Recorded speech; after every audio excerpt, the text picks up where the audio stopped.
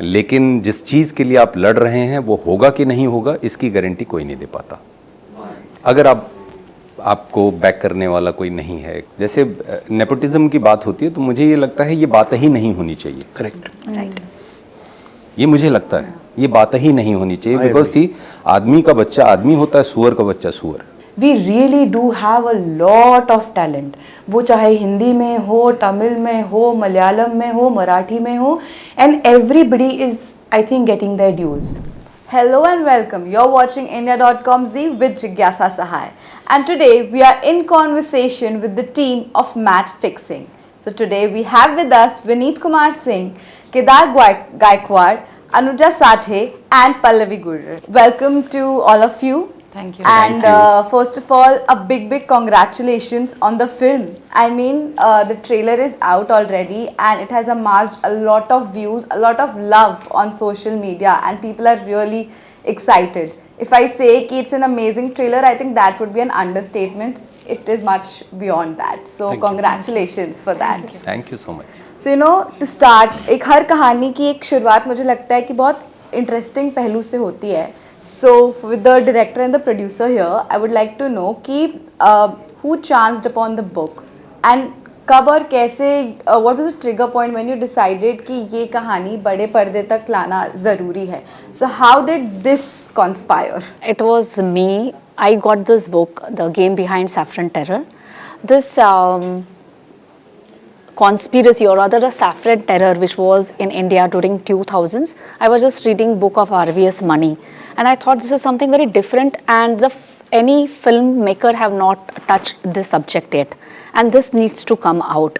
So I thought, let me go through it, but that was quite a vast subject to do. And while Googling, I found this book, The Game Behind Saffron Terror. So it was a fictional book where most of the things which were happening in India then are covered in a fictional way. So I thought, let us buy the right of this book.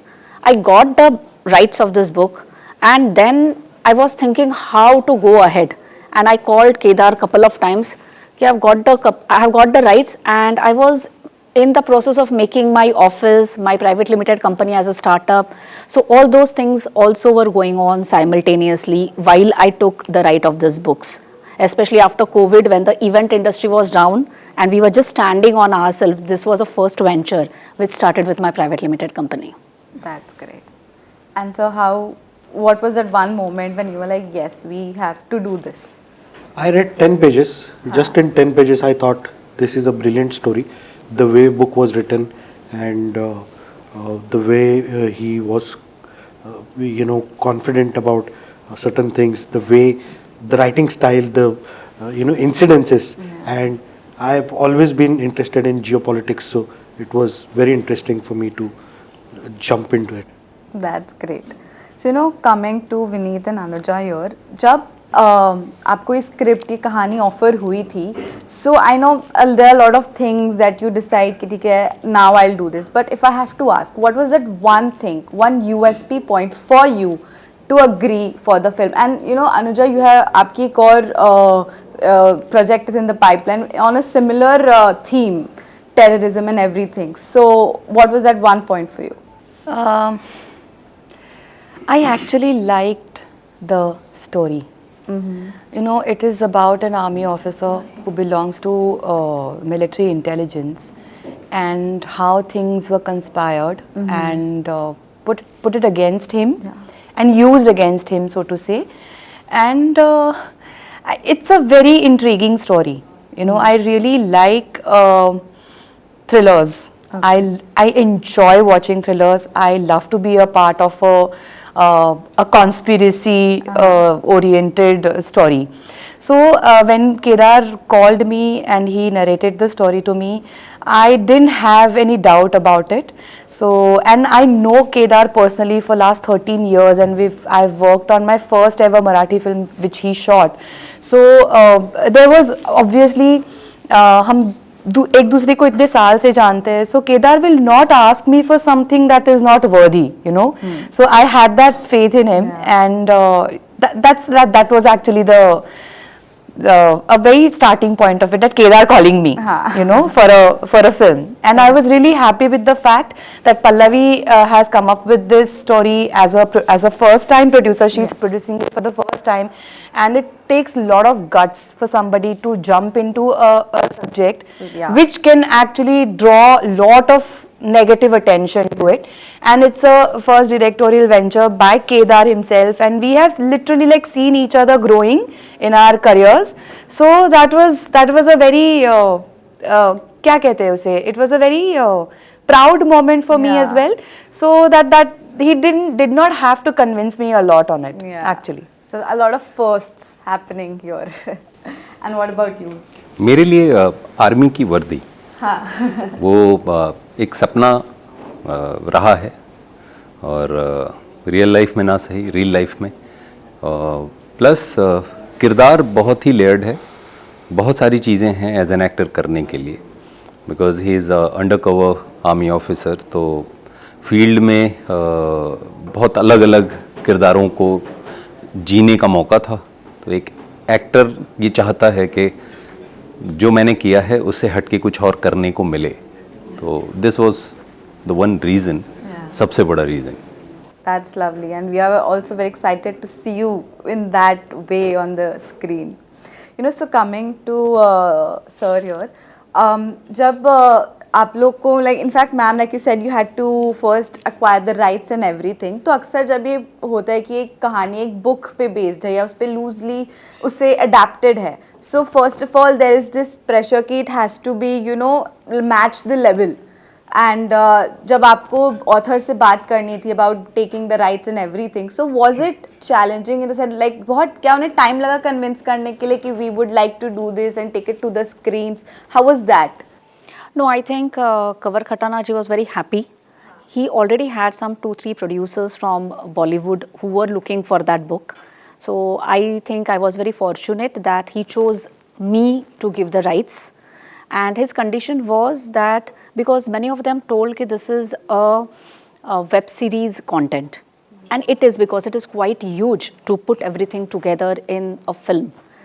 And he told me, if you will do a film, I will give you a preference. That was it. So I said, no, I will do a film. So that was one more thing which I took as a challenge. So it was really difficult to put that book into a film, and I think Anuj Mehta and Kedar together had done that very nicely. There were few things which I told, this I want and this I don't want.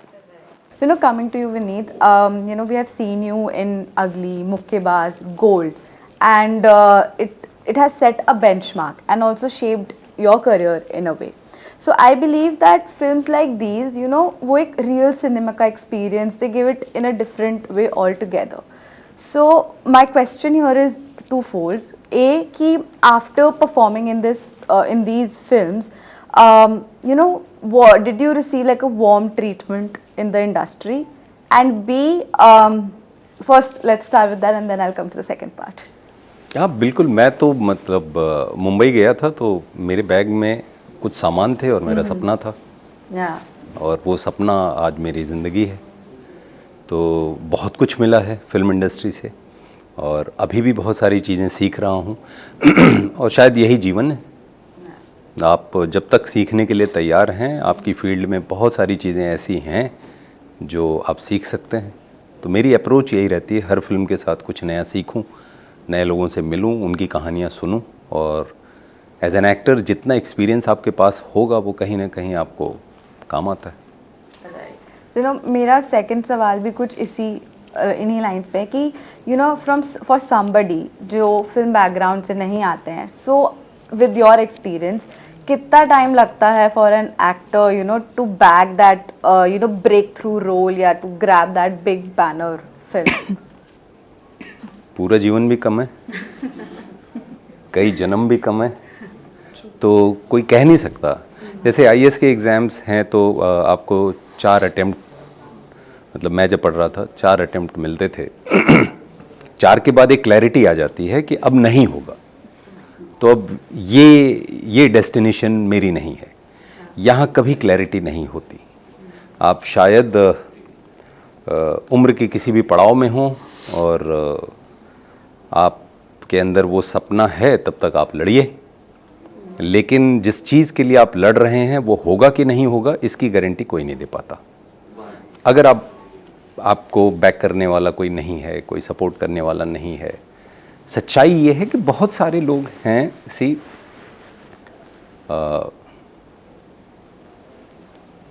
वो जहाँ से उन लोगों ने शुरू किया मैं अभी तक वहाँ नहीं पहुँच पाया। लेकिन हाँ ठीक है, जैसे नेपोटिज्म की बात होती है तो मुझे ये लगता है ये बात ही नहीं होनी चाहिए। करेक्ट।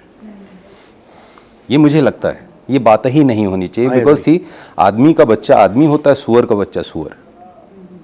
ठीक, तो हर कोई अपनी अगली जनरेशन को अपने अनुभव के हिसाब से आगे ले जाना चाहता है। तो आपके पास जो है, मैंने आदमी का बच्चा आदमी इसलिए और ये एग्जाम्पल इसलिए दिया, आपके अंदर जो इम्प्रिंट है वही आप दे पाते हो।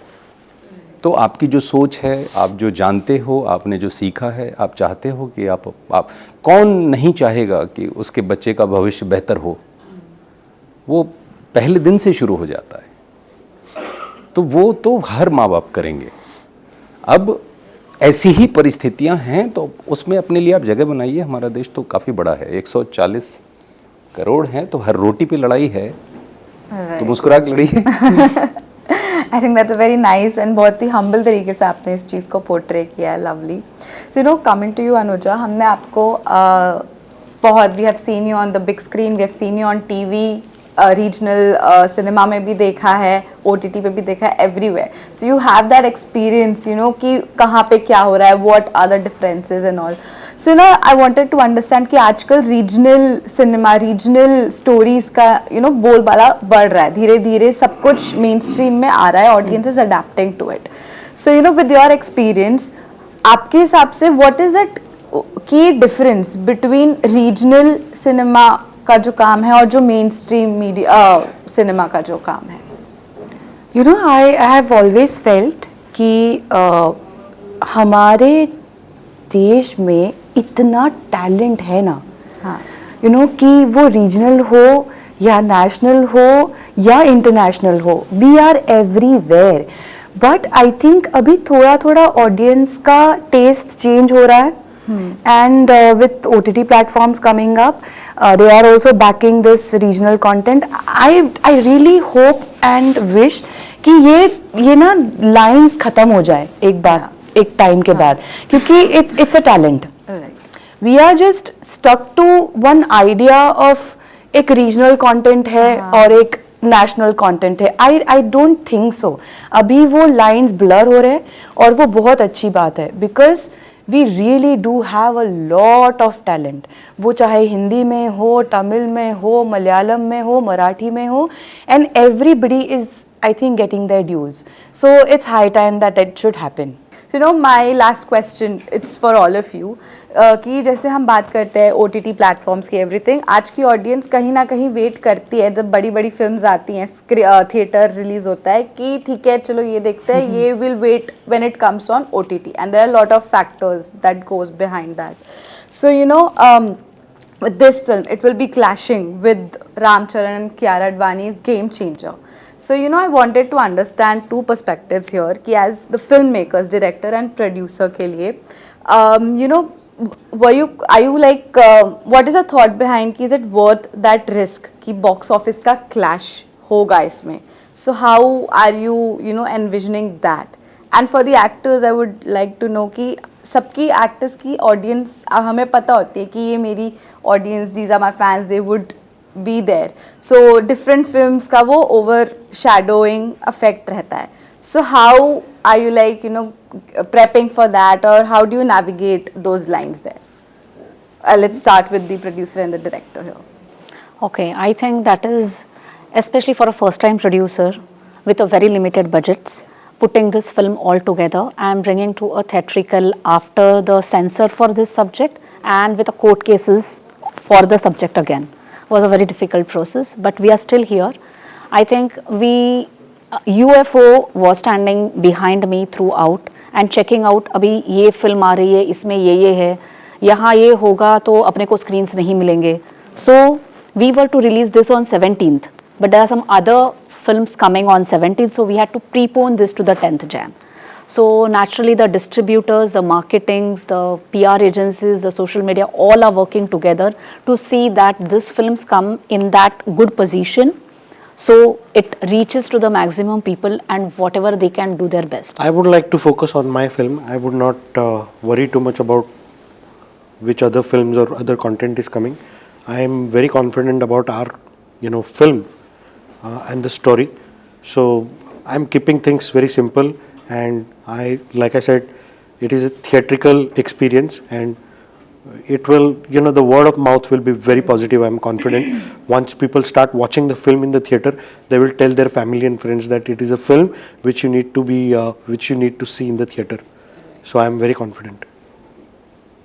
हाँ, आज के समय में फिल्म थिएटर में रिलीज़ करना अपने आप में एक बड़ी बात है, और थैंक्स टू प्रोड्यूसर जिन लोगों ने ये फैसला लिया कि नहीं थिएटर में जाएंगे, क्योंकि बहुत सारी फिल्मों को ये कह के OTT की तरफ वो चली जाती हैं, थिएटर में नहीं आ पाती हैं, बिकॉज कि नहीं अभी बड़ी इवेंट फिल्में ही थिएटर में रिलीज़ होंगी because audience is going to watch that kind of film. तो ऑल ऑफ सडन वो छोटी फिल्मों का स्पेस ही ख़त्म हो जाता है कि वो थिएटर में जा सकें. प्लस ऑडियंस भी ऐसा होता है कि नहीं अभी ये फिल्म थोड़े दिन में तो आ ही जाएगी तो वहाँ देख लेंगे. तो बहुत सारी चीज़ें हैं, कोई एक फैक्टर नहीं है. बट हाँ, एज एन एक्टर मेरा काम वहाँ ख़त्म हो जाता है जब मैं अपनी शूट कंप्लीट कर चुका होता हूँ, डबिंग कंप्लीट कर चुका होता हूँ. उसके बाद अगर प्रोड्यूसर किसी चीज़ के लिए पूछते हैं, वेलकम करते हैं, तो जो मेरा अनुभव है मैं शेयर करता हूँ. अदरवाइज़ वो उनकी जिम्मेदारी है, बिकॉज कैसे फिल्म रिलीज़ होगी, क्या स्ट्रेटजी होगी, कब रिलीज़ होगी, कितनी बड़ी रिलीज़ होगी, क्या प्लानिंग्स होगी, टीम क्या होगी, ये सब प्रोड्यूसर के हाथ में होता है. As Vineet rightly said, actually actors का काम बहुत limited है when it comes to the bigger picture of it. And I also agree with Kedar कि word of mouth is extremely important. And for sensitive subjects, I have always seen that of course आप जोर लगाते हो, आप marketing करते हो, आप you try to make it reach out to people as much as you can with the we are fortunate कि हमारे पास आज इतने devices है, इतने mediums है कि हम reach out कर सकते हैं. But ultimately when people go to the theater and if they like the film, they do talk good things about the film. And once it starts, it's a spiral, you know. And word of mouth जैसे फैलता जाता है, the more people are drawn to the theater and they do watch that content. So I think I believe in that. और मैं जिस project का part हूँ, I will always wish well for that project, and the producers and the director, everybody has put in their 100% or more than 100% to make this film happen. So that's it यार, और क्या कहेंगे. मैं एक अनुजा ने जो चीज़ बोली उसका एक हिस्सा मैं उस पर कुछ कहना चाहूँगा कि वर्ड ऑफ माउथ उससे फैलता जाता है. मैं इस मामले में मैं पहले ये मानता था, अब थोड़ी सी मेरी ओपिनियन थोड़ी सी अलग है, बिकॉज इतना नेक टू नेक कंपटीशन है कि वर्ड ऑफ माउथ का टाइम अब नहीं मिलता.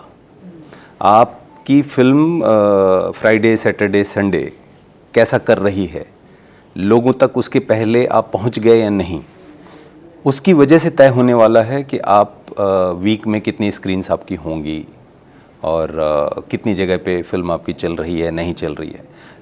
अगर इस इंतज़ार में हम बैठते हैं कि नहीं वर्ड ऑफ माउथ से कुछ फिल्में हैं जो पकड़ लेती हैं, लेकिन हर वीक एक कोई बड़ी फिल्म आ रही है, तो बड़ी फिल्म आती है तो उनको एक लार्ज नंबर ऑफ स्क्रीन्स चाहिए होती है. तो अगर आप वर्ड ऑफ माउथ के इंतज़ार में बैठे तो मुझे नहीं लगता, मुझे लगता है देर हो जाती है. तो जो करना है रिलीज़ के पहले जितना जहाँ तक आप पहुँच सकते हो पहुँच जाओ, बिकॉज उसके बाद सब अब ऑडियंस के हाथ में है. हम पहुँचे ही नहीं ऑडियंस तक, तो ऑडियंस के पास आज की डेट में बहुत ऑप्शन है, यू नो. हर किसी के फ़ोन में तमाम ऐप्स हैं, हर ऐप पे तमाम कंटेंट हैं, और बहुत सारी चीज़ें इंटरटेनमेंट से जुड़ी हुई, मैं ये नहीं बोलता सिर्फ film, there are lots of things are happening, okay, तो आप वो कंज्यूम कर रहे होते हो। क्योंकि कई मेरी फिल्मों के साथ ऐसा हुआ है कि रिलीज़ हुई और लोगों ने बोला यार हमारे यहाँ आई नहीं फिल्म, हमें पता ही नहीं चला। तो ये शिकायत मैंने सुनी है कि हमें पता ही नहीं पिक्चर रिलीज़ हो रही है, हमें पता ही नहीं कि फिल्म का ट्रेलर आ गया, कब आ रही है। तो ये सवाल डराते हैं, बिकॉज एज एन एक्टर मैं यहाँ पे कुछ कर ही नहीं सकता। तो मैं हर किसी को सलाह देता हूँ कि जी भर के जो कुछ भी है स्ट्रेंथ लगा दो, रिलीज़ के बाद का वेट मत करो, रिलीज़ के पहले तक जहाँ तक पहुँच सकते हो पहुँच जाओ, उसके बाद फिर लगे रहना है। क्योंकि वहाँ अगर आप नहीं पहुँच पाए लोगों तक तो एक बड़ा खतरा होता है। I think that was a lovely perspectives you all have put, and thank you so much for this conversation. मुझे बहुत मजा आया आप सबसे बात करके, and all the best for your film on the theaters. Thank you so much. Thank you so much for watching.